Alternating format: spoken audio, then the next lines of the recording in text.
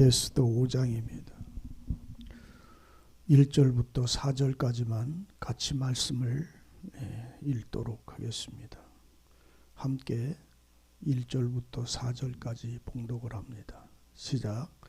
제3일에 에스더가 왕후의 예복을 입고 왕궁 안뜰 곧 어전 맞은편에 서니 왕이 어전에서 전문을 대하여 보좌에 앉았다가 왕후 에스더가 뜰에 선 것을 본즉 심히 사랑스러움으로 손에 잡았던 금홀을 그에게 내어미니 에스더가 가까이 가서 금홀 끝을 만지니라. 왕이 이르되 왕후 에스더여 그대의 소원이 무엇이며 요구가 무엇이뇨? 나라의 절반이라도 그대에게 주겠노라. 에스더가 가로되 오늘 내가 왕을 위하여 잔치를 베풀어 싸우니 왕이 선히 여기시거든 하만과 함께 임하소서. 아멘. 4절까지만 말씀을 봉독을 했습니다. 지난주 4장에서는 에스더가 모르드게의 말을 따라서 왕에게 나가리라 할 때에 죽이면 죽을 따름이라고 왕에게 나가는 그 말을 약속을 하고 이제 3일이 지나서 그 말을 한 후 3일이 지난 후에 왕후가 예복을 입고 그 앞으로 나간다 이렇게 지금 기록을 하고 있습니다. 우리는 성경을 우리가 읽을 때 왕 그리고 왕후의 관계를 우리는 신랑과 신부의 관계로 동일하게 그것을 말씀을 합니다. 그래서 왕은 세상에 오신 왕은 유대인의 왕입니다.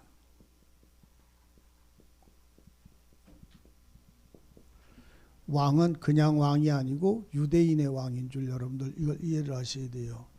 우리는 유대인이 아닙니다. 그렇죠? 우리는 이방인입니다. 그런데 이 왕은 유대인의 왕으로 오셨습니다.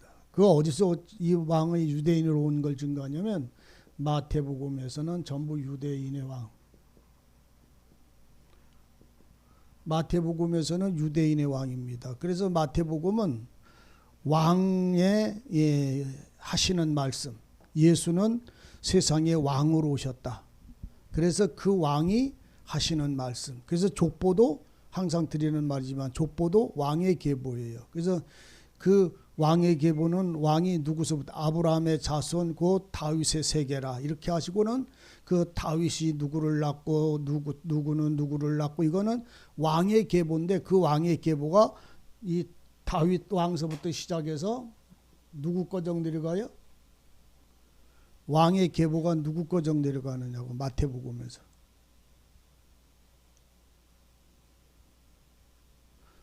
예? 몰라요? 왕의 계보가 누구 거정 내려가냐? 이스라엘의 역대 왕의 계보가 다윗으로부터 다윗의 계보는 이러하니 하시면서 그 아래로 쭉 얘기를 하는데 누구 거정 내려가냐니까? 예수 거정 안 내려가요. 예수님은 다윗의 자손인데 이 다윗의 자손에서 다른 뿌리가 나온 거예요. 뿌리에서. 그래서 여자의 후손이지 예수님은. 근데 표면적으로 다윗의 후손이라고 하면서 누구의 이름까지 여기 족보에 올라가느냐고. 왕으로 쭉 족보가 내려오잖아요. 예? 이거 솔로몬이 마태복음에는 안 나와. 왕이 쭉 내려와 가지고서 왕의 계보를 보면 다윗서부터 해서 요셉까지 내려와요.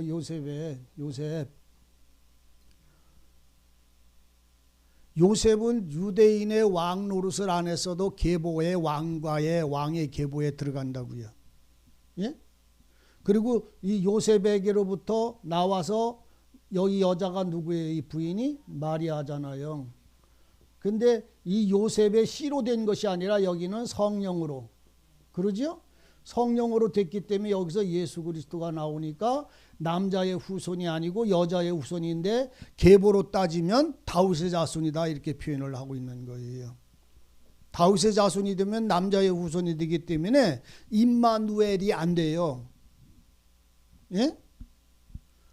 뭔 말인지 이해 안 돼요? 다윗의 후손이면 임마누엘, 하나님이 우리와 함께 계시다가 안 된다고. 남자의 후손이 되기 때문에. 근데 이거는 마리아를 통해서 태어났기 때문에 요셉하고는 상관이 없음에도 성령으로 잉태돼서 나왔기 때문에 성령이 말씀이 육체가 되어 우리 가운데 임재하셨기 때문에 여자의 후손이 되어 있어요. 그래서 요셉은 사람들이 볼 때는 목수인데 누구요? 예수님은 요셉의, 유대인들은 전부 그랬어요. 이때 저는 야곱의 형제요 유대의 아들이 아니냐, 저기 요셉의 아들이다 이렇게 표현을 했어요. 나사렛 요셉의 아들이다 그랬는데 실상은 이 속에 감춰져 있는 게 뭐냐면 요셉의 아들이 아니고 성령에 잉태되어져서 난 자잖아요. 예? 사람들이 볼 때는 요셉의 아들이에요. 예수가 마리아를 통해서 낳았으니까. 근데 요셉도 본인도 알지만 마리아도 알지만 요셉으로 말미암아 난 게 아니라 처녀 때 이미 성령으로 잉태해가지고 시집을 가서 낳았기 때문에, 성령으로 잉태 때문에 예수님은 임마누엘이 되는 거라고. 만약에 그렇지 않으면 임마누엘이 안 된단 말이죠. 이거는. 그래서 이 요셉까지 다윗의 자손인데 이 마태복음은 그래서 왕의 계보로 쭉 내려와서 성경에서 왕의 계보가 요셉까지 내려오고 그 요셉 이후에 마리아를 통해서 예수가 낳기 때문에 사람들이 볼 때는 누구의 자식이에요? 요셉의 자손이에요. 아니 다윗의 자손이 되는 거예요. 이해되세요? 그러니까 괜히 다윗의 자손 그렇게 하면은 말이 안 되잖아요 이게. 근데 이 속에는 숨겨진 비밀이 있는데 다윗의 자손이지만 다른 싹이 나왔어요. 그 뿌리에서 다른 한 싹이 나왔는데 이새에서 다른 싹이 나왔는데 그 다른 싹이 그 뿌리에서 다른 싹이 나왔는데 이새의 뿌리가 다윗의 뿌리가 누구예요? 하나님이시잖아요. 거기서 다른 뿌리가 다른 싹이 나왔는데 그 새수는 그 여인으로부터 나와전 이 성령으로 말미암아 잉태되진 예수는 그래서 그 뿌리로부터 다른 새순이 나왔다라는 말을 그래서 기록을 하시는 거예요. 그러니까 다윗의 자손인데 왕의 계보를 유대인은 그래서 여기서 나와지고, 그리고 이방인들은 여기에 더불어 이방인들은 어떻게 돼요? 이방인들은 어떻게 유대인이 되느냐고. 다시 태어나는 거예요. 쉽게 얘기하면 다시 태어나. 네? 뭘로? 말씀과 물과 성령으로, 하나님의 말씀의 능력으로, 능치 못하심이 없는 말씀을 통해서 죽은 자를 다시 태어나게 해서 무슨 영적 유대인. 왜?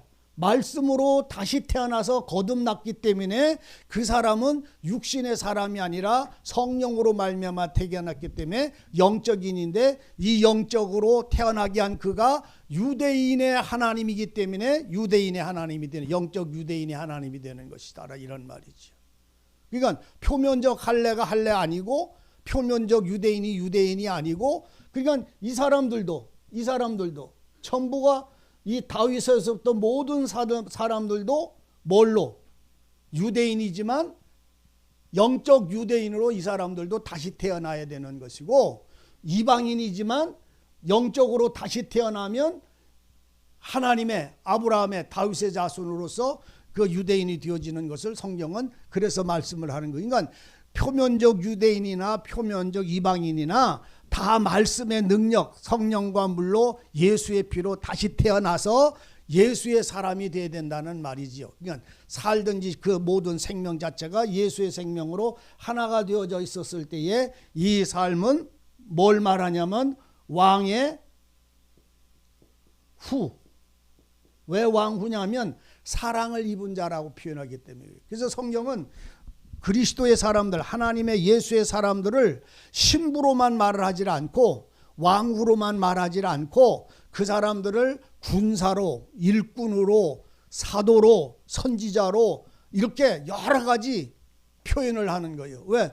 거기에 합당하게 사용되어지게 쓰임을 받는 자이기 때문에 이 사람은 어떤 분이 그런 질문 이렇게 표현하니까 어떤 분은 그럼 구원받은 영적인 사람은 다 중성이에요? 이렇게 표현해. 중성, 이성 따질 거 없어요. 여성, 남성. 그냥 그리스도의 영적인 사람인 거예요. 그러니까 하나님 앞에 우리는 군사로도 사용되어질 수가 있는 거예요. 어떤 때?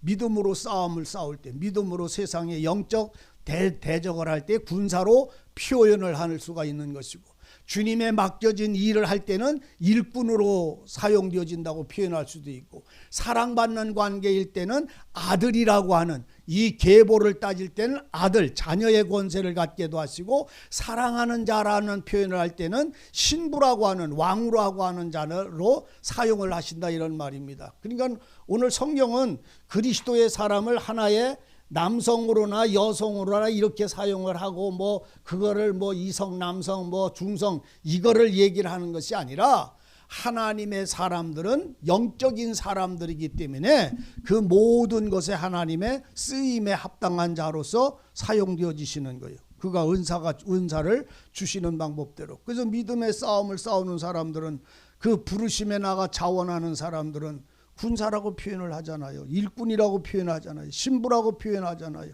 성경은 그런 모든 표현이 하나님의 영광을 나타내는 그 표현으로 사용하시고 있기 때문에 그 부분에 대하여 우리는 이거를 이해하고 이렇게 넓힐 수가 있어야 되는 것이요. 그래서 우리가 이 왕과 왕후의 관계는, 왕은 바로 누구요? 예수님이요. 예수 그리스도. 예수 그리스도는 왕입니다. 그 다음에 왕후는 물과 성령으로 거듭난, 사랑으로 다시 태어난 사랑하는 자가 되어져는 뭐요? 신부, 왕후. 이거를 전체의 무리로 이렇게 할 때는 교회 이렇게 표현을 합니다. 전체의 무리로, 한 명 한 명이 아닌 전체의 무리로 할 때, 또 한 분 한 분으로 할 때도 교회라고 표현을 합니다. 잘 이해를 하세요. 그래서 신부, 왕후, 이것은 바로 구원받은 성도. 우리는 성도라는 말을 보편적으로 많이 써먹는데, 성도라는 말은 아주 중요한 말입니다. 성도라는 말은 진리를 아는 거룩한 자, 이런 의미입니다. 그러니까 진리를 모르면 성도가 안 되는 거예요. 그런데 다 성도지. 예수님을 알으니까, 성경을 알으니까. 그런데 이 속에는 비밀이 있는데 표면적 성도가 있고 신령한 성도가 있음을 여러분들 이걸 아셔야 됩니다. 그래서 고린도전서 15장에 그러잖아요. 육체가 다 같은 육체가 아니다. 하나는 사람의 육체고 하나는 신령한 육체다. 하나는 짐승의 몸이고 하나는 사람의 몸이다. 몸도 여러 가지, 두 가지로 나눠요. 짐승의 육체가 있고 사람의 육체가 있고, 영적인 사람이 있고 육적인 사람도 또 다 같은 사람이 아니다. 짐승과 사람으로 나누고는 사람에서 또 사람도 다 같은 사람이 아니다. 영에 속한 자가 있고 신령한 몸이 있고 육에 속한 몸이 있고, 이렇게 나눕니다. 그래서 왜 그런 것들을 나누냐면 감춰진 비밀이기 때문에 그래요. 예스더는, 지금 여기서 나오는 이 왕후는, 예스더는 왕후잖아요. 말 그대로 왕후. 왕후인데 나만이 볼 때는 뭐예요? 그냥 이 신부된 왕후는 그 감춰진 비밀이 뭐냐면 유대인이요. 그러죠? 유대인이요. 왕의 부인이요. 이 권세를 가지고 있어요. 근데 이 나만이라고 하는 사람은 뭐만 봐요? 나만이라고 하는 사람은 왕후만 봐요. 왕후. 유대인은 몰라요. 신령한 유대인이 뭔지를 모른다는 말과 같은 의미예요. 그래서 오늘 우리는 다 똑같아요. 똑같아요. 그런데 한 사람은 이방인, 짐승의 육체고, 한 사람은 신령한 사람의 육체예요. 이 그리스도의 몸을 닮은 사람. 짐승의 육체라니까 저런 짐승을 말하는 게 아니라 사단을 닮았다는 말입니다. 사단의 육체라는 말입니다. 사단에게 속한 자라는 말이요. 이게 똑같은 사람인데 육에 속한 사람은 거듭나지 않은 사람이라는 말이죠. 영에 속한 사람은 거듭난 자, 다시 태어난 자를 말하는 거잖아요. 그래서 몸도 똑같은 몸인데 우리가 보면 다 똑같은 그리스도인인데 똑같은 교인인데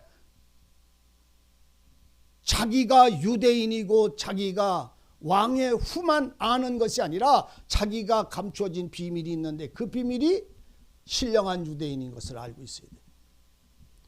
그래야 죽고 사는 것이 누구의 손에? 왕의 손에.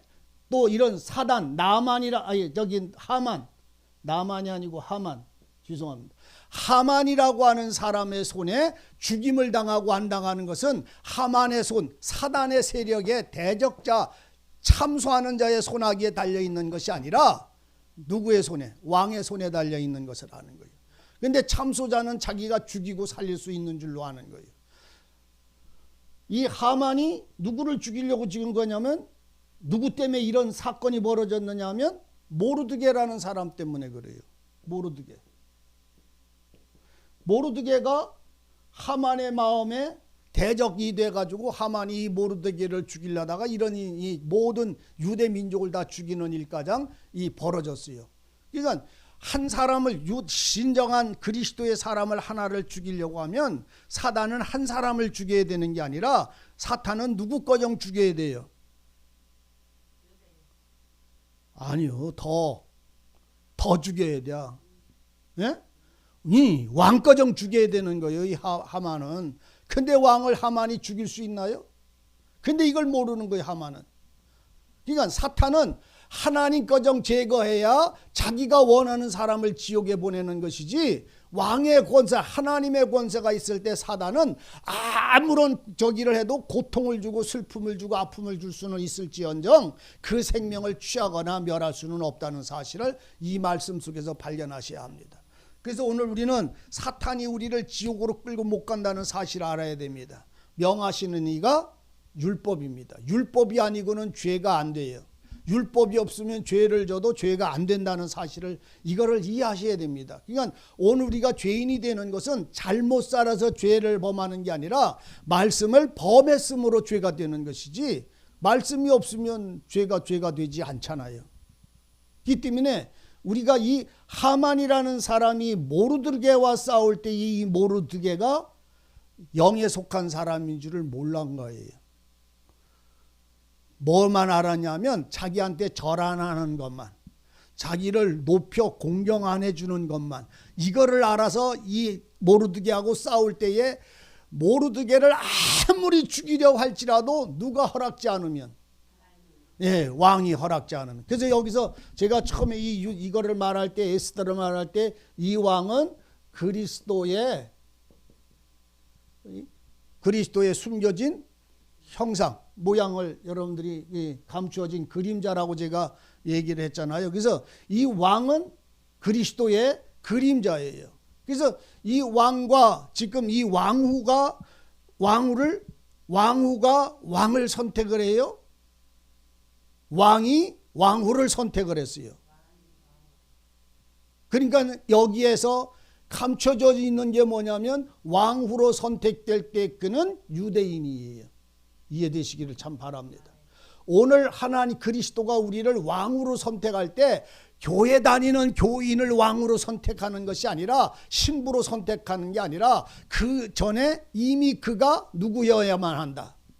유대인이어야 되고 기름을 1년 동안 기름을 통해서 아름답게 가꾸어지고 준비되고 저기 된 사람들만 그 마음을 기쁘게, 그 왕의 마음을 기쁘게 하고 그 기쁜 왕의 마음이 그 여인을 왕으로 선택하는 날 되어졌을 때 이 여자는 유대인이냐 이방인이냐 어떤 민족이냐 계산하지 않아요. 왕은 뭘 보고 선택을 했으니까 그 여인의 아름다움과 향기 나는 그것을 통해서 사랑으로 그 여자를 붙잡았기 때문에 법으로 붙잡은 게 아니고 그 여인을 왕의 마음에 합해서 잡아준 사람이기 때문에 어떤 법이 그 사람을 손댈 수가 없음을 이걸 이해하셔야 됩니다. 그러니까 무슨 법이 그 왕후를 만들었다고?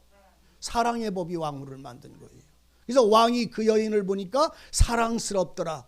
이 사랑스럽다라는 말을 예스겔 16장에 가면, 이 겔 16장에 가면 사랑스러운 때가, 사랑을 줄 때가 어느 때인가를 말하고 있는 거예요. 그러니까는 지금 이 예스더는 기름으로, 향유와 기름으로 1년을, 왜 1년이라는 말 아시잖아요. 1년이면 하나님께 제물로 바칠 수 있는 때가 1년이에요. 온전해진다는 말입니다.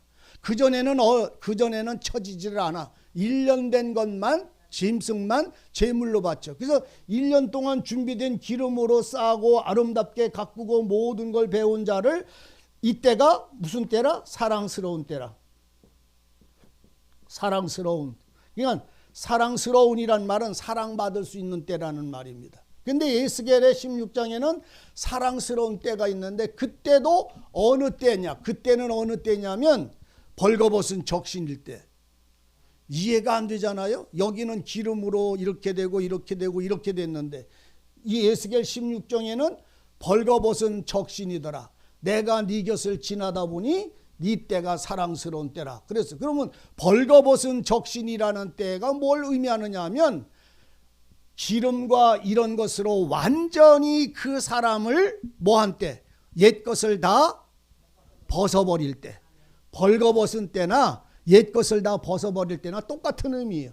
의미를 잘 이해하시기를 원합니다. 그러니까 기름으로 다 그릇 감싸고 향유를 입히고 좋은 것을 먹여서 그 여인이 왕후가 될 만한 때, 그때는 옛 것을 벗어버린 때예요. 벌거벗은 때도 옛 것을 벗어버렸는데, 그때는 왜 벌거벗었을까? 기름이나 이런 걸로 안 취해지고, 그때도 기름과 성령으로 그 사람을 벌거벗게 하셨다는 때임을 여러분들은 이거를 이해하셔야 합니다. 기름을 바르고 기름으로 작시고 향유를 입히고 해서 그가 아름답게 됐다는 기름과 향유와 이 음식은 전부 성령의 역사임을 여러분들이 이걸 이해를 하셔야 돼요. 예? 성령의 역사로 이 사람이 옛 구습, 어리석은 것, 세상적인 것, 왕후의 자리에 나갈 만큼 아름답게 꾸며지는 것이거나, 이 사람이 벌거벗은 적신일 때 이 여인은 왕의 사랑을 입을 때가 된 거라는 말입니다. 그 중간에 이 사람은 기름이고 이 사람은 벌거벗었느냐? 성령의 역사가 이 사람에게는 아름다움으로 입히는데, 이 사람은 벌거벗은 걸로 입혀요. 벌거벗은 것을 입히는 것은 하나님 보기에 옷을 입히실 수 있는 은혜고, 아름답게 이루어지는 것은 그 사람이 그것에 온전해진 거예요. 이 두 개가 합쳐지는 거예요. 의미를 이해하세요? 네?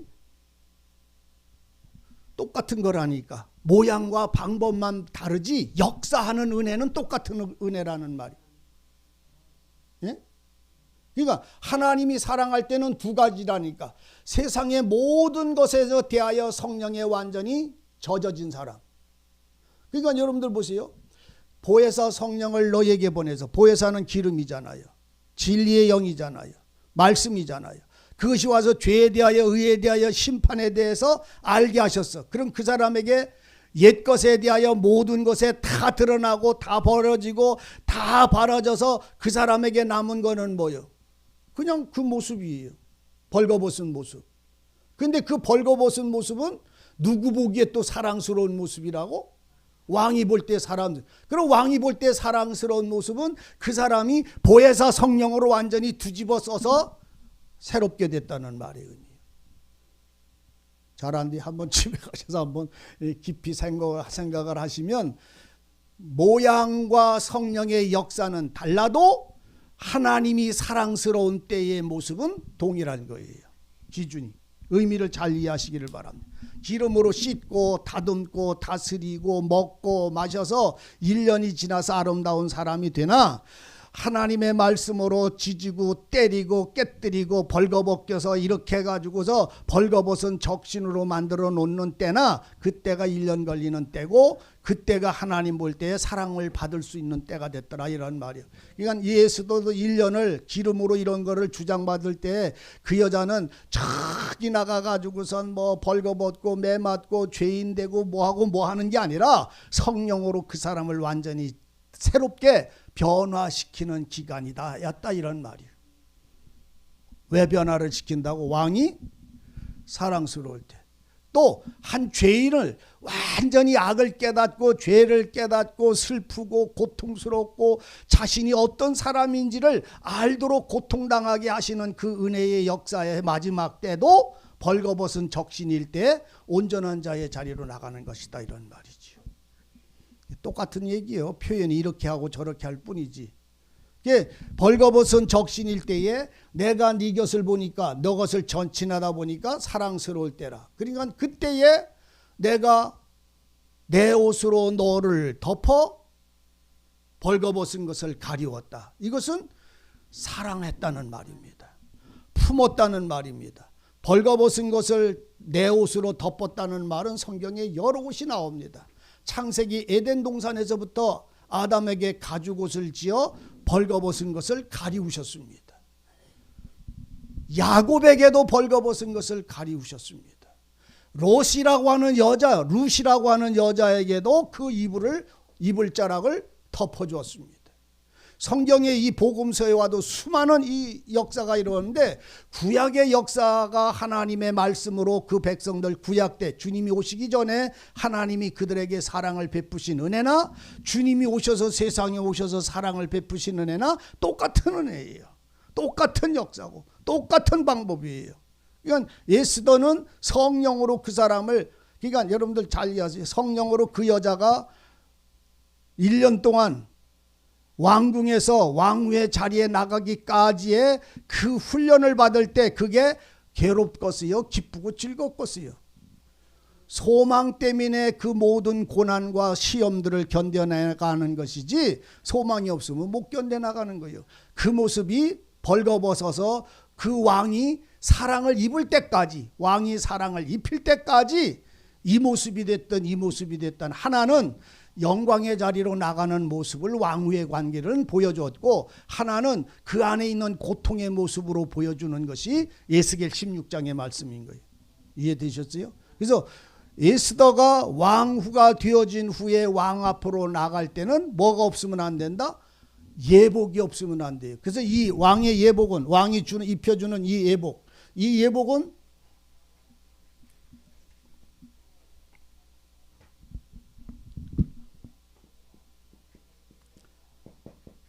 왕의 왕후, 왕후가 입는 예복, 예복이 있어요. 왕후가 입는 예복은, 어떤 분들은 그런 말을 해요. 왕후의 예복은 내가 만들어 입는 거예요. 그렇게 하는 사람 좀 많이 봤어요. 신부단장은 내가 한단 말이요. 그렇게 하는 사람들은 저는 많이 봤어요. 신부단장을 어떻게 하냐면 전도하는 거, 식구들 전도하는 거, 그리고 기도하는 것, 헌금하는 것, 뭐 하는 거 해가지고선 그 가지수가 엄청 많더라고요. 그게 신부단장하는 보석을 자기 몸에 채우는 거예요. 다는 거예요. 부산에 어떤 큰 교회가 그렇게, 그 전에 살던 어떤 목사님이 그런 식으로 해서 그 교인들이 하여간에 얼마나 열심히 했는지 몰라. 식구들이라도 하나가 교회를, 자식이고 손자고 하나가 교회를 안 가잖아요. 그러면 예복에서 보석 하나가 떨어져 나간 거예요. 전벌로 그렇게 했어요. 거기에 있는 사람들하고, 몇 사람들하고 제가 얼마나 많은 신앙의 대화를 나눴는데요. 부산에 있는 사람들하고.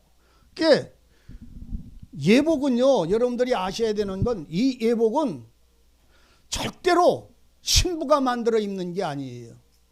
예복은 누가 입혀주는 거예요? 신랑이 입혀주는 거예요. 신랑.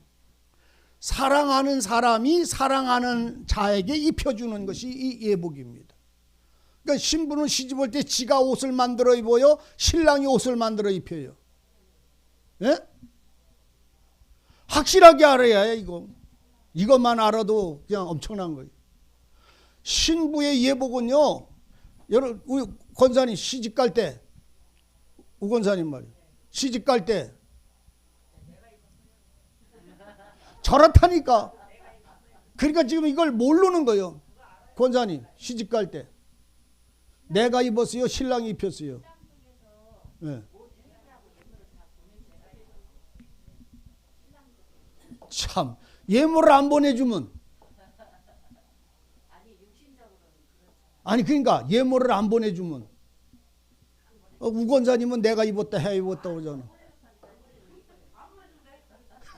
안 보내줘서 내가 입었다. 아이고, 나도 우리 신랑 우리 마누라한테 얘 사모한테 예물 못 보냈어. 근데 그 사람이 예복을 다 해고 왔어. 신랑도 옷 해주면서. 그 사람이 다 해본 게 지가 해본겨 신랑이 해준겨. 뭔 말인지 알아듣나 모르겠네. 신랑이 예물은 다 해주는겨. 신랑이 가난해서 아무것도 못 해줘서 신부가 지 옷 해 입고 신랑 옷 해 입히고 시아버지 옷 해 입히고 다 해 입혔어도 그건 내가 해봤다 소리를 하면 안 돼. 뭐 이렇게 자랑이 많아. 그건 내가 해 입은 게 아니라 그 신랑이 없으면 그거 자체를 못 입는겨. 뭔 말인지 알아들어야지. 그리고 또한 하나님은 하늘에서부터 내려오시는 그 신랑은 하늘에 있는 영광을 다 입혀 우리에게 입혀주지, 우리가 여기서 하늘의 신부로 갈 수 있는 조건을 만들 수가 없는 거예요. 땅에 있는 사람이 하늘의 신부가 준비해야 될 그 예물을, 예복을 어떻게 만들어 입느냐고. 이건 만들 수가 없어요. 전도해서 입는 게 아니에요. 이거는 뭐 11조 하면 뭐 하면 이게 다 예물, 자기 몸에 신부 단장하는 단장품이라고 그러면서 얘기를 해야 신부의 단장품. 자기가 그 단장품은 다 만들었다가 신랑 앞에 이렇게 가서 신랑이 나를 그걸 보고 한 가지로 모자르면 안 된다. 발고리를 하면 발고리는 뭐냐, 교회에 빠지지 않고 열심히 나오는 거, 뭐 이런 식으로. 아니라니까. 그게 예물은 전부 신랑이 다 하시는 거예요. 그리고 하늘의 모든 존귀함을 그 여인에게 입히는 거예요. 예수도는 1년 동안에 그 존귀함을 다 입는 과정인데, 그것이 옛것을 벗어내는 과정에 벌거벗은 몸이 되기도 하고 예복을 입는 모습으로 나타나는 거라는 말입니다. 이해되시죠? 그래서 왕후가 왕 앞에 나갈 때 예복을 입어야 되는데, 이 예복은 신랑이 입혀주는데, 이 예복을 어디서부터 입느냐면 전부 입어요. 머리에 면류관에서부터 발가락에 발에 그 가락지 발고리를 찝는 것까지. 에스겔 16장에 가보세요. 왕이 다 입히잖아요. 첫 번째 뭐요? 물로 씻어. 첫 번째가 이거예요. 성경에 왕후에 나갈 땐 물로 씻어. 이거 예수도에게 행했어요. 앞에 3장 2장에 보면 물로 씻어. 그 다음에 몰라요? 물로 씻어. 그 다음에 성경 안 봐도 척척척척 알아야지. 그래. 물로 씻어. 그 다음에 기름을 발라야 되잖여. 기름을 발라. 물로 씻고 기름을 바르고, 그 다음에 옷을 입히고, 그 다음에 띠를 띄우고, 귀걸이, 코걸이, 손목걸이 다 달아. 발목걸이까지 다 달고, 그리고 마지막에 면류관을 머리에 씌워서 왕후의 자리에 나아가게 했느니라. 그러면 그게 누가 그렇게 했냐면 사랑한 자가 사랑을 받은 자에게 주시는 거룩한 은혜예요. 에스겔 16장 가보세요.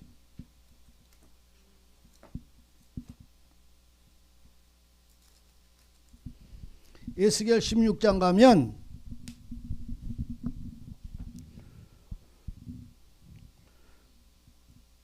8절, 에스겔 16장 8절 찾았어요 다들? 내가 내 곁을 지나며 보니 네 때가 사랑스러운 때라. 왕도 에스더를 보고 사랑스러워서 그 여자를 왕으로 세운 거예요. 사랑스러워서 내 옷으로 너를 덮어 벌거벗은 것을 가리우고, 그러니까 이제 그 여자에게 모자람이 아무것도 없는 완전한 자가 됐다 이 말입니다. 사랑 안에서 완전한 자가 됐어요. 그리고 너에게 맹세하고 언약하여 너로 내게 속하게 하였다. 나 여호와의 말이다. 하나님의 말로 인쳤어요. 그리고 나서는 내가 물로 너를 씻겨서 내 피를 없이 하며, 피를 없인다는 말은 모든 죄를 제하셨다는 말입니다. 그 다음에 내게 기름 바르고, 기름 바랐다는 말은 성령에 충만하게 하셨다는 말이에요. 지혜의 영을 부어주셨다는 말이에요. 수놓은 옷을 입히고, 수놓은 옷은 바로 하늘의 신령한 은혜의 옷이에요. 이 수놓은 옷은 빛의 옷입니다. 예수로 옷 입은 걸 말합니다. 수놓은 옷을 입히고 물돼지 가죽신을 신고, 물돼지 가죽신 이런 거는 전부 에베소서 6장에 다 나오는 말이요. 전신갑주 입을 때 나오는 이 신발이. 물돼지 가죽신은 복음의 신을 신은 걸 말하는 거예요. 광야 40년을, 이 세상 40년, 이 세상 끝까지 가도 이 신발은 구멍 뚫리거나 낡아지지 않는 신발이요. 물돼지 가죽신은. 가죽신은 복음의 신이지요. 가는 배로 띠띠우고, 가는 배가 무엇입니까? 진리로 띠띠우는 거예요. 다시 말하면 인자가 배옷입니다. 인자로 띠띠워. 그러니까 육체가 되신 그리스도가 오늘 진리가, 말씀이 띠를 띄우는 거예요. 명주로 덧입고 폐물을 채우는데 팔고리, 손목고리, 팔고리는 손목에 끼우고, 손목에 끼웠단 말은 하나님이 손으로 우리를, 오른손으로 우리를 붙잡았다는 말이에요. 그래서 바울은 그러지요. 하나님이 나를 붙잡으신 바 된 것을 잡으려고 나가는도다. 이렇게 표현을 하는 이 붙잡음입니다.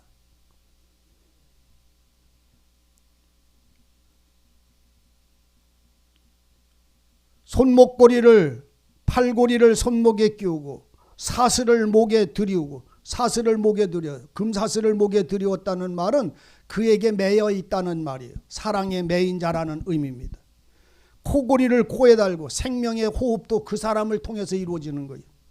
귀고리를 귀에 달고, 이거는 주인의 음성, 사랑하는 자의 음성만 들는 사람들이 자원한 종들에게 귀고리 뚫는 거랑 똑같은 거예요. 사랑하는 당신의 소리만 듣겠다 이 말이요. 귀고리 뚫어준 사람의 소리만 들어. 근데 우리는 누구 소리를 많이 들어요?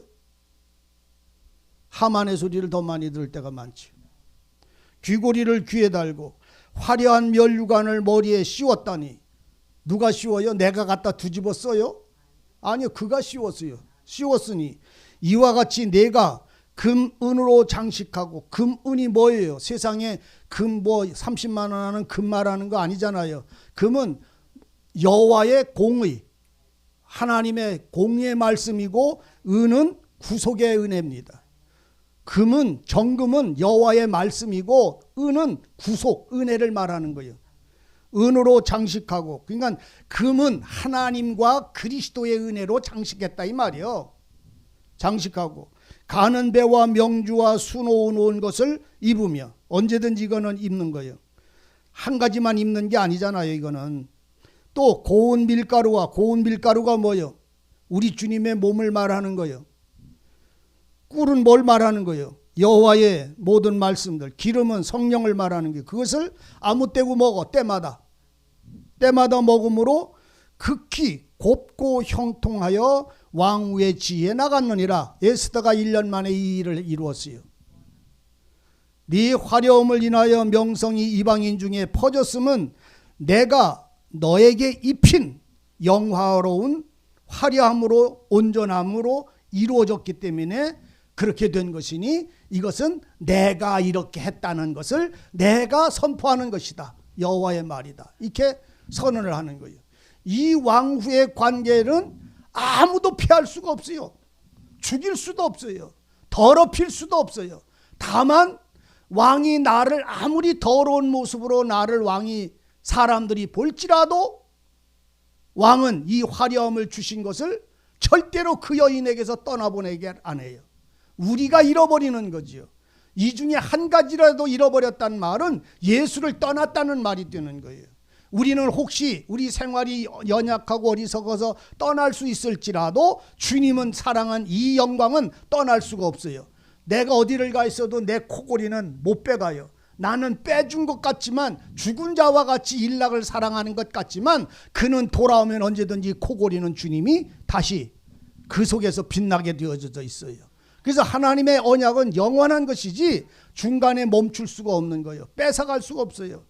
혹여 내가 불에 타다가 남은 끄슬린 나무 토막 같을지라도, 내가 나무 토막 같을지라도 사단이 보면서 저게 여호와의 제사장입니까 하고 손가락질을 하고 참소를 할지라도, 그가 나를 보시면 불에 끄슬린 나무 토막이다 이놈아 넌 왜 그따위로 살았느냐고 책망하시질 않고 네가 왜 내 종 내 사랑하는 자에 대하여 네가 책망하느냐. 그 사단을 도리어 책망을 하고 그에게 그의 옷을 다시 갖다 내다가 그 더러운 것을 가리워주는 그 끄슬린 나무 토막 같은 것에 아버지의 옷을 다시 입히심으로 온전케 하시는 이 은혜가 변할 수가 없는 것이요.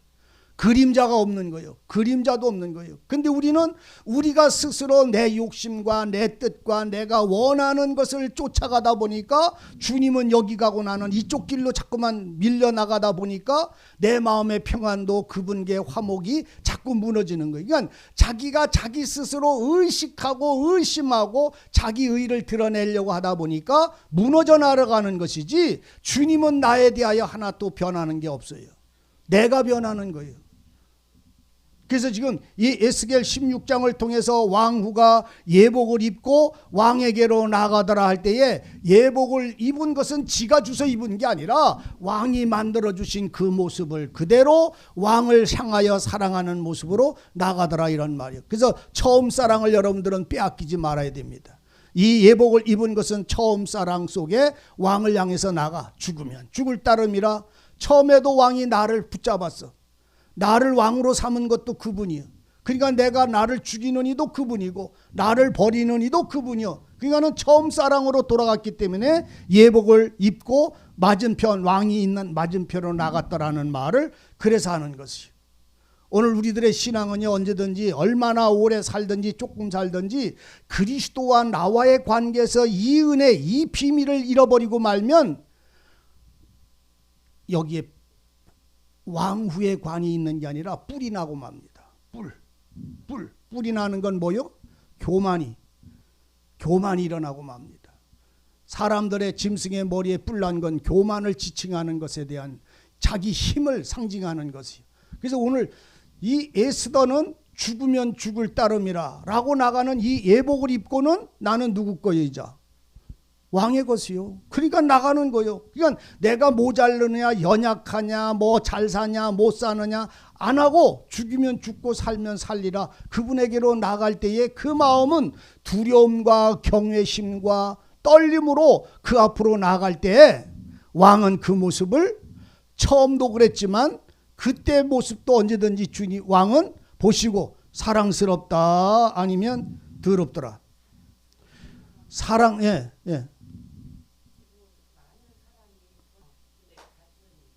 똑같은 얘기예요. 니느웨 성도 구원받았지. 그러니까 그들을 보고 주님이 요나에게 말하잖아요. 야, 너는 넝쿨 하나를 보고도 그렇게 아꼈는데 내가 저 우는 저 어린아이서부터 저 사람들을 아껴서 살려주는 것이 마땅한 거 아니냐? 그럼 그게 뭐냐면 긍휼한 사랑이 그들의 눈물을 보고 허락하셨다는 말이에요. 그 똑같은 얘기예요. 그래서 이것이 살아나고 나면 용서를 받게 되면 그 다음엔 하나님은 그 성을 온전히 지켜. 그래서 사도들이 그 말을 하잖아요. 마지막 때에 이르면 니노의 백성들이 오늘날 너희의 죄를 심판하리라. 니노의 백성들이 어떻게 심판해요? 그들이 회개하여 구원받았는데 너희들은 회개치 아니했으므로 이렇게 됐다는 것에 증거가 되겠다는 말씀이지요. 그러니까 니노의 백성들이 울고 40일이 지날 때에 불이 떨어져야 되는데 안 떨어졌잖아요. 안 떨어진 그거 자체가 이 은혜 사랑을 입은 거예요. 이 사랑은 긍휼한 사랑이. 네, 긍휼한 사랑. 그래서 그 사랑과 이 사랑이 동일한 사랑. 그래서 성경은 이 은혜를 알면 아담서부터 시작해서 계시록까지 그 사랑의 은혜를 받은 사건의 비밀을 다 볼 수가 있어요. 알 수가 있어요. 모양은 다르고 방법은 달라도 각각에게 주어진 환경은 달라도 복음서를 읽어보세요. 다 구원받았을 때에 그 안질병이나 소경이나 귀신 들린 딸들이나 혈루병 들은 여자이거나 거라사의 그 무덤 사이에 사는 자거나 또는 중풍병자거나 삭개오 난증이거나 수가성 여자거나 거기를 보세요. 그들의 눈물이 바로 이 말씀 속에서 다 벌거벗은 적신일 때에 죄인이 돼서 하나님 앞에 돌아와서 내 생명을 하나님께 맡길 때 죽은 생명을 맡겨요? 살만한 생명을 맡겨요? 죽은 생명 뺏기는 거예요. 왜? 심판이 이미 그에게 임해져 있기 때문에.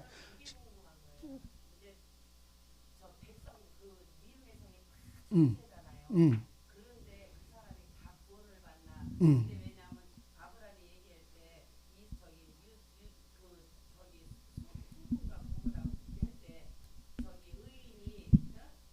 네, 네, 네, 네, 뭔 말인지 알아듣겠어요. 네, 네. 자, 니누의 성, 니누의 성, 그 다음에 중풍병자. 니누의 성은 한 사람이에요. 알아들으시기 바랍니다. 니누의 성은 한 사람이에요. 전체가 한 사람으로 비유해요.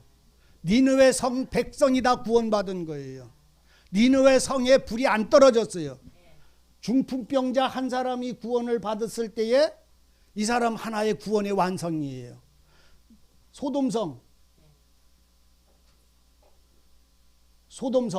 소돔성인데 이 성에서 불이 다 떨어진다고 그랬어요. 이 성도 하나예요. 그런데 그 중에서 하나가 나왔어요. 한 사람이. 누가? 예? 롯 하나 나왔죠. 롯 하나가 나올 때에 그 말을 듣고 두 딸이 따라 나왔어요. 아니면 셋이 나왔어요.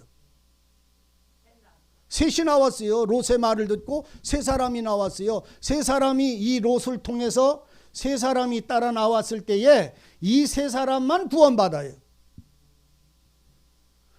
광야에 나온 60만이 있어요. 광야에 나온 60만이 있는데 60만 몇천 명인데 이건 장정만 표현하는 거잖아요. 근데 이 애굽에서 나와서 홍해를 건넜을 때에 이 60만 장정만 구원받은 게 아니라 그 안에서 나온 여자 남자 노인 할 것 없이 다 어린 양의 피로 인하여 홍해를 건넌 자들 다 구원받은 걸로 한 사람으로 보는 거예요. 그런데 그 중에 롯이 나온 것처럼 이 중에 섞여 나온 무리도 있고 구원 못 받은 무리는 그건 개별적인 거예요. 네, 14만 4천 명은 구원받은 무리예요. 근데 그 중에 흰 옷 입은 무리들은 둘로 나누어진 게 아니라 한 무리예요. 네, 한 무리. 이 니누의 성 사람도 한 무리요. 근데 광야에 나온 60만은 한 사람이에요. 그런데 그 중에 섞여 나온 무리가 또 있어요. 그러니까 이 중에 이 전체를 따질 때는 한 사람의 구원으로 말하는 것이지만 각 개인으로 따져서 말할 때는 누가 구원받았나 안 받았나 몰라. 이 사람들만 알아. 이 시대. 오늘날 우리는 다 예수의 이름을 부르는 사람이요. 한 사람들 이 무리는 예수로 말미암아 구원받은 무리요. 그런데 그 중에 롯처럼 나와서 은혜를 정말로 아는 사람이 있고 그냥 이 속에 뭉쳐서 하나가 되어져 있는 무리가 되어져 있는 사람이 되어졌어요. 그러니까는 이거를 성경에서 이거를 이해를 하셔야 돼. 60만을 한 명으로 칠 수 있다. 그런데 60만을 각각으로 나눌 때는 누가 구원받은지 모른다. 생활 속에서는 60만 중에서 생활 속에서 구원받은 사람은 둘밖에 없어. 누구? 갈렙과 여호수아 둘밖에 없어. 생활로 인하여 온전한 구원에 이르는 자는. 그런데 그거는 생명의 구원만 받은 사람이 아니야. 이 두 사람은. 모세도 요단을 못 건너갔으니까 그러면 모세도 구원을 못 받았다는 말이 되는 거잖아요. 그거는 아니라는 말이. 생활에 여기 모세는 생활의 온전한 구원이 이미 어디에서? 신의 산에서 신발을 벗을 때 다 완성된 사람이에요. 그 사람은 생활의 구원의 온전한 믿음을 소유했기 때문에 백성들을 이끌고 나오는 거예요. 그 사람은 이미 가나안 땅에 들어가서 가나안을 거룩한 땅을 밟고 사는 사람이었어. 모세는. 그 때문에 그 사람의 구원이다 아니다 그런 논리에 사로잡히는 것 자체가 우스운 얘기인 거예요. 그러니까는 우리는 이 중풍병자 한 사람이 니누의 성의 모든 어린아이서부터 어른들까지 다 구원받은 건 똑같은 관계예요. 근데 이 생활 속에서 소돔성이 멸망당할 때 롯이 나왔어. 60만이 다 불에 쏟아졌을 때에도 이 속에서 구원받은 무리들이 나와. 이해되세요? 우상 앞에서 당장 소리 지를 때에 그 중에서 나온 사람들이 누구요? 다 12지파가 우상 앞에서 춤출 때에, 황금 우상 앞에서 춤출 때에 하나님 편에 돌아온 사람이 몇 명이요? 레위지파밖에 없잖아요. 나머지는 전부 칼로 죽이라고 그랬어요, 하나님이. 그러면 레위지파만 구원받았느냐? 그 무리 속에 전부 들어있어도 그 중에 누가 구원받았는 거는 그 사람들과 그 속에 있는 자들만 아는 거예요. 그러니까는 60만이 다 구원받았다, 그들이 다 죽었다, 그러면 옛사람은 다 죽은 것이다. 그 때문에 새 사람이 새 구습이 다시 사는 것이, 다시 60만이 채워지는 것이다. 이런 표현이 바로 그래서 이루어지는 거예요. 그런데 그 중에 성경 보면 고라가 땅이 갈라져서 죽어버렸잖아요. 저주를 받아서 모세를 대적하다가. 그럼 그 사람 구원받은 사람이 안 받은 사람이? 홍해를 건너서 나왔을 때 구원받은 걸로 친다면 그 사람들은 생활에서 망한 사람들이에요.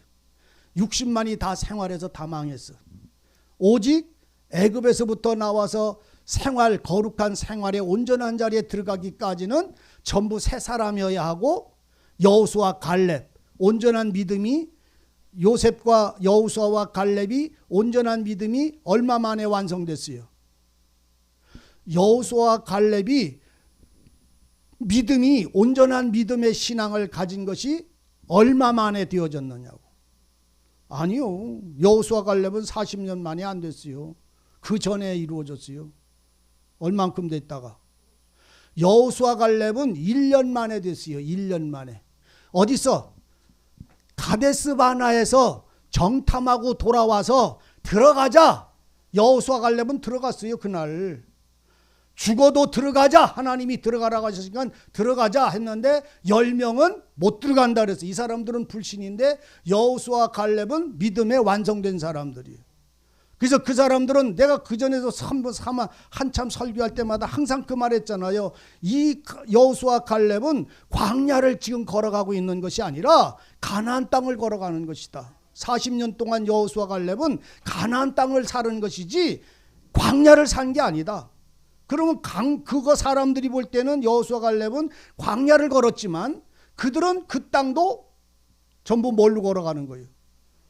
믿음으로 걸어간 거예요. 그래서 원망 불평이 없었어요. 여호수아 갈렙은 40년 동안. 그래서 생존할 수 있었던 건 믿음으로 말미암아 살았기 때문에 그런 거예요.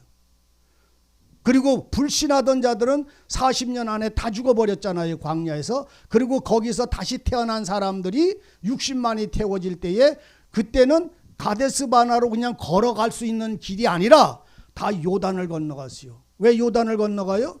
홍해를 건너왔던 것처럼 이들은 요단을 건너가서 새 사람으로 다시 태어나야 되기 때문에. 그래서 할례를, 거기 건너가서 할례를 하는 거예요. 전부가. 광야 40년 동안 할례한 사람 아무도 없었어요. 길갈에 가서만 할례를 했어요. 어디서 나와가지고? 요단을 건너간 후에 할례를 행했던 거예요. 그래서 새 사람이 돼서 그때는 불신의 사람으로 태어나는 게 아니라 믿음의 사람으로 태어났어요. 가나안 땅에. 그래서 믿음으로 살아요. 그러니까 여호수아 갈렙은 그 온전한 믿음을 가지고 산 것이 1년 만에 이루어졌다니까. 어디서? 가데스 바나에서. 그들은 그러면 뭐 요단강을 안 건너가도 됩니까? 믿음으로 이루어지는 거예요. 요단강은 보여지는 표징인 것이고, 성령으로 여러분들 속에 믿음에 온전해지는 게 뭐 세례 2번 받아가지고 되는 겁니까? 아니잖아요. 믿음으로 되는 거예요. 은혜로 되고 말씀으로 되는 거예요. 그래서 우리는 이 비밀을 이해를 하셔야 돼요. 그래서 광야 40년, 60만이 나왔을 때 그 사람을 한 사람으로 치기도 하고, 또 그 사람들을 다 한 번에 예수의 어린 양의 피로 유월절을 지났기 때문에 다 구원받은 자로, 어린 양의 피로 구원받은 자로 치는 거예요.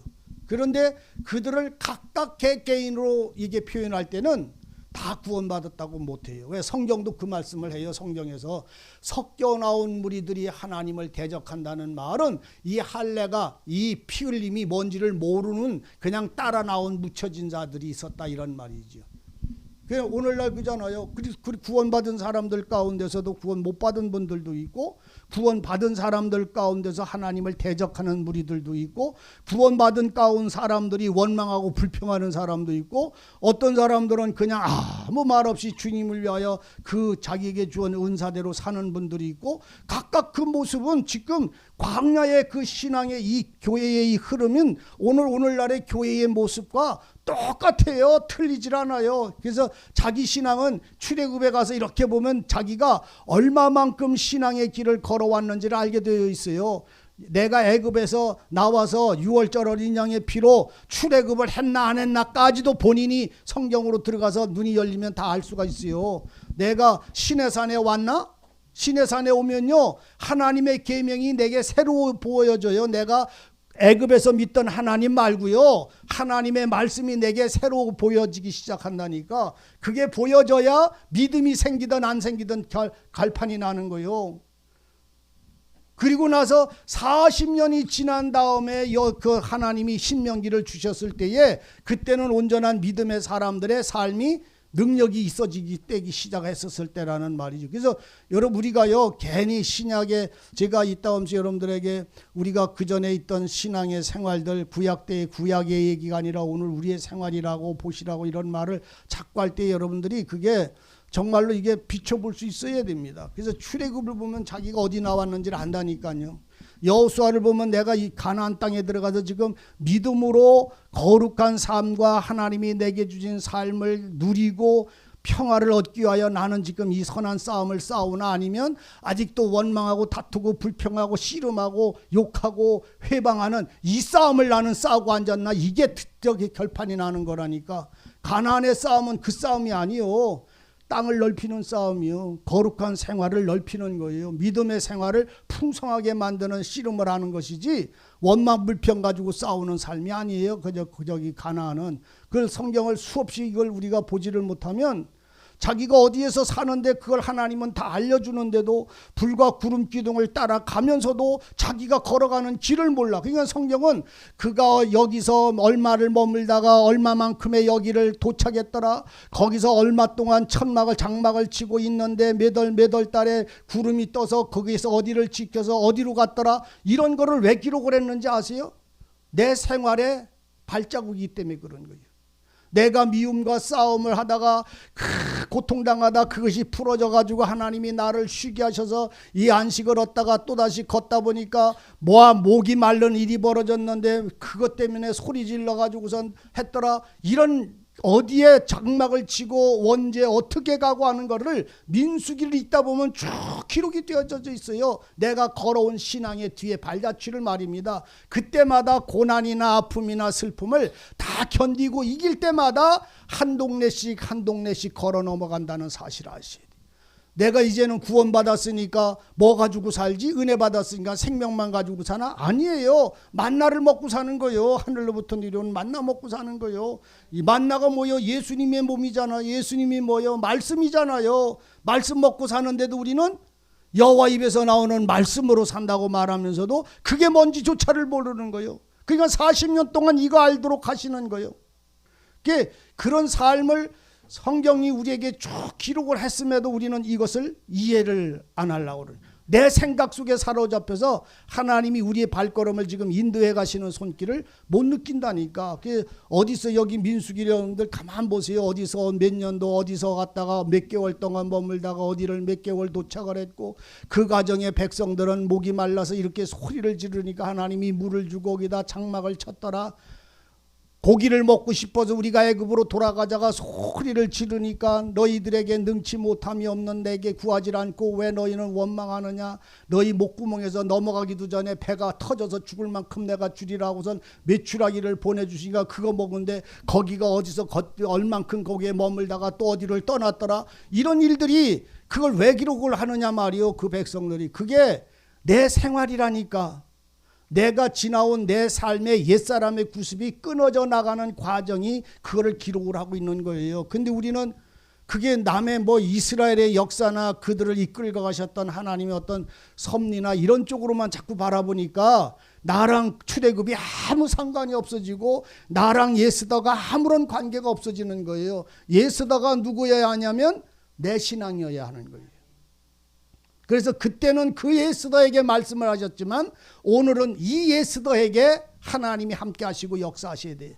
그래서 우리는 지금 언제든지 죽으면 죽을 따름이라 그리스도인 형제 하나가 무너지면 형제 하나가 상처받고 아파져서 쓰러지면 내가 아파지고 내가 쓰러지는 거요. 나랑 저 사람이랑 상관없는 게 아니라니까. 그러니까는 이 예스더의 마음은 신부로 교회로 나 자신의 모습이 될 때에 형제를 위하고 민족을 위해서 그리스도의 사람들을 위해서 왕의 성령의 소리를 통해서 왕의 사랑을 통하여 그 힘, 그 의를 얻어서 생명을 보존하고 왕후가 왕후의 지위에 나가는 이 삶을 발견하지 못하면요, 우리가 오늘날 형제를 위해서 기도하는 게 뭔데, 이 왕후의 에스더의 마음이 없으면 형제를 위해서 기도하는 게 뭔지 몰라요.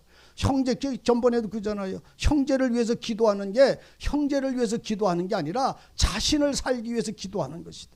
내가 살기 위해서 이 사람을 기도하지요. 내가 기도가 멈춰버리면 나도 죽어버려요. 내 마음도 무뎌진다니까.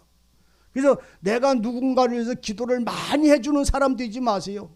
내가 살고 내가 하나님 앞에 나가서 부르짖는 사람이 될 때에 내 마음이 살고 저 사람을 위해서 기도하는 것은 바로 나를 살리는 방법인 거예요. 나를 자기를 살리는 방법인 거예요. 이것이 에스더의 비밀이에요.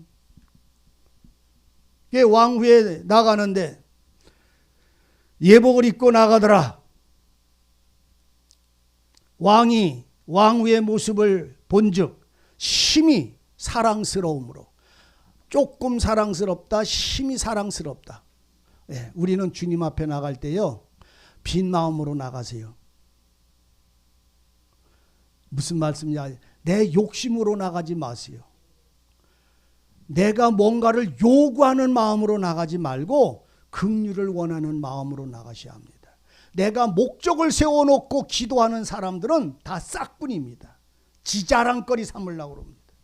내가 뭔가를 이렇게 내게 은혜를 주셔서 내가 하나님을 위해서 이렇게 살아야지라고 하는 욕심이 내 속에 역사한다면 그건 예스더의 마음이 아닙니다. 은혜의 마음이 아니에요. 그건 거머리의 마음일 뿐입니다. 거머리에게 두 딸이 있는데 다고다고 한다고 하는 이 말씀에 그 소리가 하나님께 요구하러 나가는 사람들이에요. 그런데 그 요구가 하나님의 영광을 위해서 요구하지요. 그죠? 영광을 위해서 이렇게 은혜를 주셔서 이렇게 살 수 있다 한다고 하는 영광을 위해서 요구하는 건데, 예스더의 마음을 아시면 내 요구는 없어집니다. 오직 그분의 긍휼함만을 바랄 뿐이에요. 사랑을 바랄 것. 그래서 내가 필요한 것은 솔로몬이 왕에게 나가서 1,000마리의 양을 번제로 드렸을 때에 그 왕 솔로몬에게 하나님이 뭘 줄꼬 할 때에 솔로몬이 원했던 게 뭐예요? 부를 구했어요? 생명을 구했어요? 왕 권력을 구했어요? 아니요.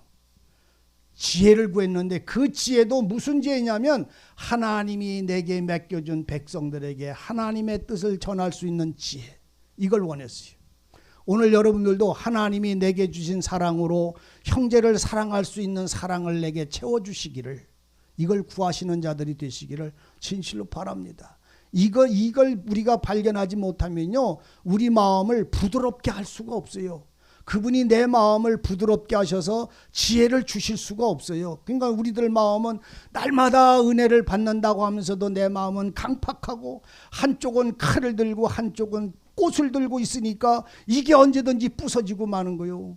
그렇잖아요. 한쪽은 망치 들고 있고 한쪽은 꽃을 들고 앉았으면은 꽃을 내밀다가 망치로 때리고 망치로 때리다가 꽃을 내밀고 이런 일이 벌어지는 것이 왜 그러냐? 내 힘으로 하고 있기 때문에 그런 거예요. 내 힘으로. 그래서 내 힘이 아닌 그분의 사랑의 은혜를 온전히 주장받는 사람들은 나는 아무것도 할 수 없는 나 자신을 주님께 내어놓는 사람들만 가능한 것입니다. 그래서 왕후 에스더가 이렇게 나갈 때에 그는 온전히 그분의 긍휼만을 원하고 나갔어요. 그런데 왕은 그를 볼 때에 사랑스럽다 하면서 말이, 자기 왕이 자기 손에 잡았던 그 몰을 그에게 내미니, 그 몰이란 말은 그 하나님의 자비하심을 내주셨다 이런 의미지요. 그물을 내미니 그 에스더가 가까이 나가서 그물 끝을 잡았더라. 그물 끝을 잡아 중간을 덥석 잡는 게 아니라 그건 뭐냐면 혈루병 들은 여자가 주님의 옷자락만 만져도 이와 같은 마음이야. 그러니까 왕의 은혜는 우리가 그 끝을만 잡아도 그 능력은 모든 것을 다 이루시는 거예요. 그게 끝을 잡았다는 말은 아주 두려움과 떨림으로 그 은혜를 받았다는 말의 의미예요. 끝을 잡았어요. 만지니 왕이 이르되 왕후 에스더여, 왕이 그것을 붙잡을 때에 교통이 완성됐다는 말입니다. 이 그물은 바로 성령의 역사이기도 하는 거예요. 하나님의 성령이 내게 임재하시면 오늘 우리의 기도는 하나님께 응답이 되는 거예요. 말하되 내가 에스더야, 오늘 네가 원하는 게 무엇이냐, 소원이 무엇이냐. 나라의 절반이라도 그대에게 주겠노라. 나라의 절반을 준대요. 오늘 하나님은 우리를, 하나님의 나라를 뭘로 주었어요? 기업으로 주셔요. 그 기업은 절반을 말하는 것입니다. 전부를 말하는 것입니다. 그럼에도 절반을 준다니까 왕이 지금 이 여인이 그거를 원하면 죽었어 안 죽었어? 절반을 얻었어. 우리가 원하는 대로 절반을 준다니까 절반을 받았어. 그런데 며칠 후면 이 여자는 목이 잘라져. 누구로 인해서? 왜 안 잘라줘? 이 여자 유대인은 다 죽이라고 지금 공포가 됐잖아요. 근데 이 여자가 나라의 절반을 주겠다 할 때에 그 절반을 주옵소서라고 절반을 차지했다면 그 마지막 죽음의 날에 이 여자는 죽어야 안 죽어요? 못 죽기는 왜 못 죽어? 죽지. 안 죽는다는 말은 이 여자가 그 왕의 용서, 사랑으로 들어가야만 안 죽는 거지, 나라 절반을 원했다라면 이 여자는 죽는 거예요. 예? 글쎄 이거는 결론이고 지금 여기서 이 여자가 원한 거는 그거는 마지막 끝판을 지금 말하는 거고, 이 여자는 지금 이 나라의 절반을 주겠다, 뭐든지 원해라 그럴 때 이 여자가 원했던 것이 나라의 절반의 영광이었다면 이 여자는 죽음을 당하는 거예요. 그런데 이 여자는 나라의 절반이 문제가 아니라 자기 생명의 온전하심을, 왕의 온전하신 은혜를 얻기를 원하는 거예요. 생명의 보존을 원했던 거예요.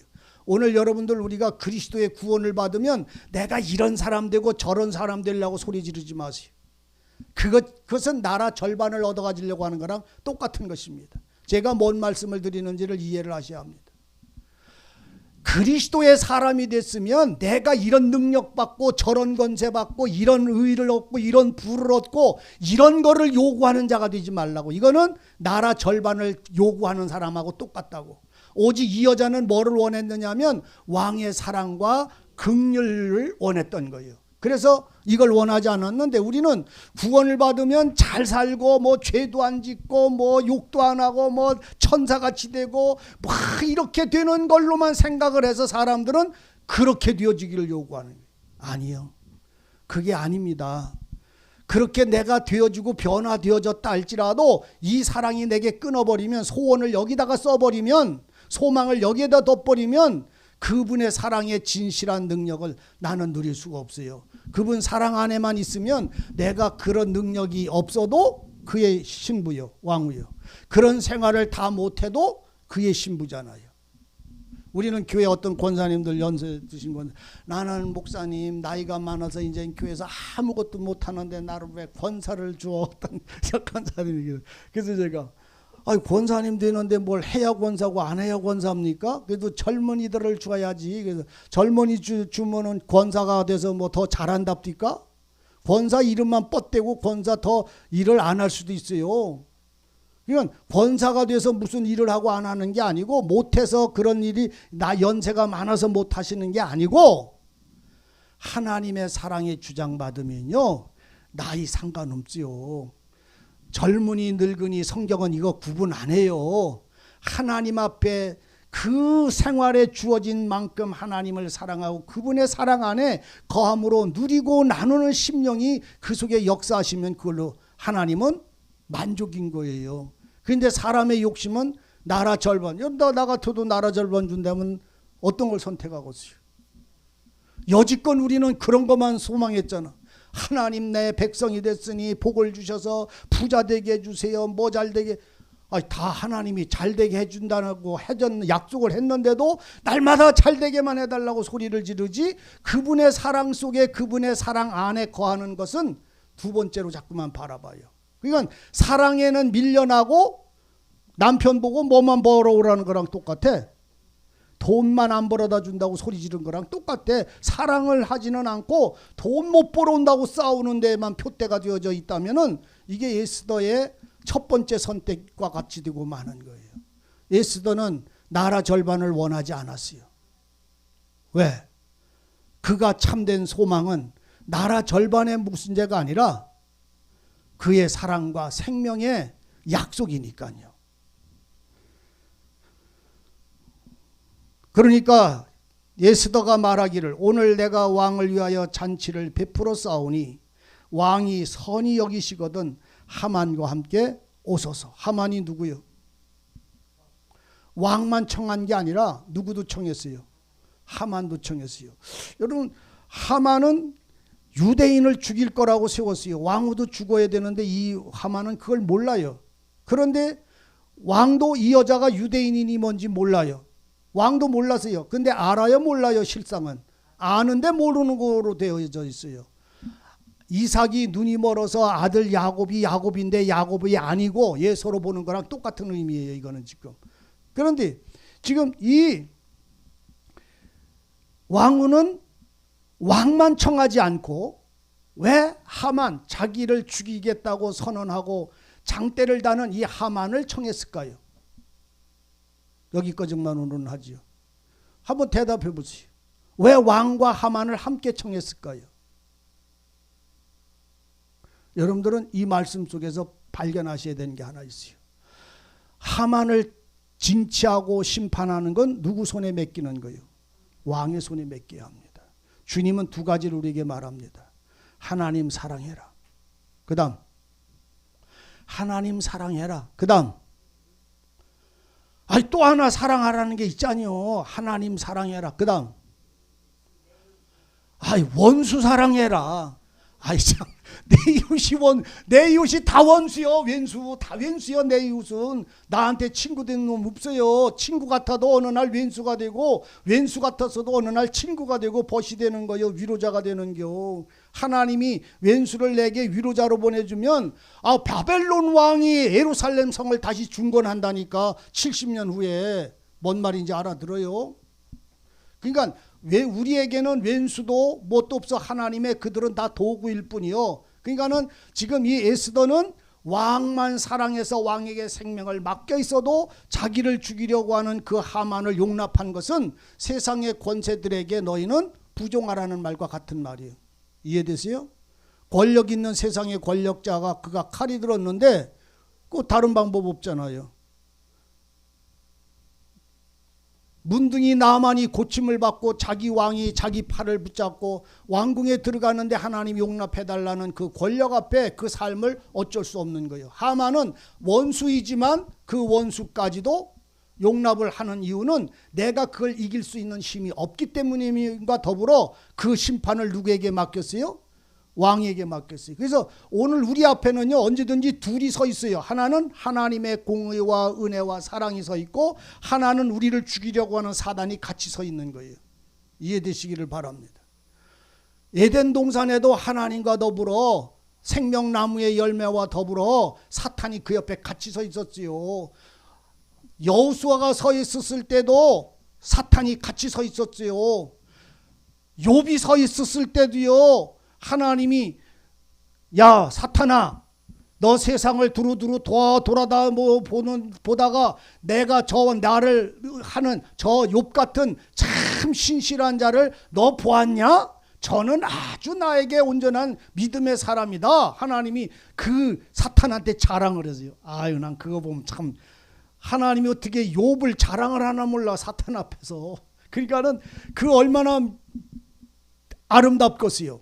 사랑스럽겠어요. 저는 참 사랑스러운 자다. 참 의인이다. 그런 자 없다. 이렇게 하니까 사탄이 하는 말이 뭐예요? 옆에 서서 아유, 하나님이 그에게 하나님 좋아할 만한 복을 주니까 그가 그렇게 하지요. 이렇게 한단 말이죠. 그러니까 아니다. 그 마음을 네가 그럼 네 마음에 원하는 대로 시험해봐라 라고까지 하시는 것이 하나님과 옆에 있던 회방하고 참수자인 사탄이 같이 있는 거예요.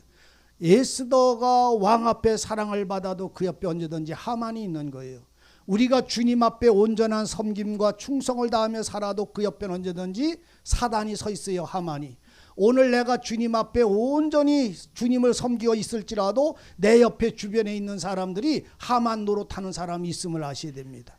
이걸 명심하셔야 돼요. 그래서 우리는 이 하만도 대접하고 하나님도 대접할 때 하나님은 그러니까 원수를 사랑하라고 하잖아요.